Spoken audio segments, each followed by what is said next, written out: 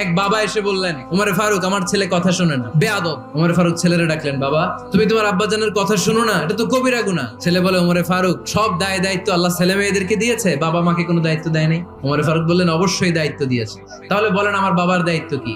উনি বললেন, প্রাইমারিলি প্রথমত 3 দায়িত্ব। পৃথিবীর প্রতিটি বাবার উচিত ছেলেদের মেয়েদের জন্য ভালো মায়ের ব্যবস্থা করা। 2 নম্বরে সুন্দর তার একটা নাম রেখে দেয়া। 3 নাম্বার তার আল্লাহর কিতাব শিক্ষা দেওয়া। এবার ছেলেকে আমার আব্বা 3টার একটাও করে নাই।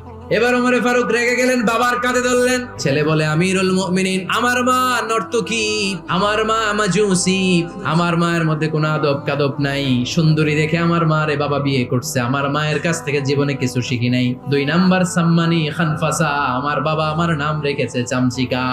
ওয়ালাম ইউআল্লিমনি হারফাম মিন কিতাবিল্লাহ, আমিরুল মুমিনিন, শুধু তাই না, আল্লাহর কোরআনের একটা অক্ষর আমার বাবা কোনোদিন আমারে শিক্ষা দেয় না। ওমর ফারুক রেগে গেলেন, এবার বাপের কান্দে দইরা মারতে শুরু করলেন। তুই ফুলার নামে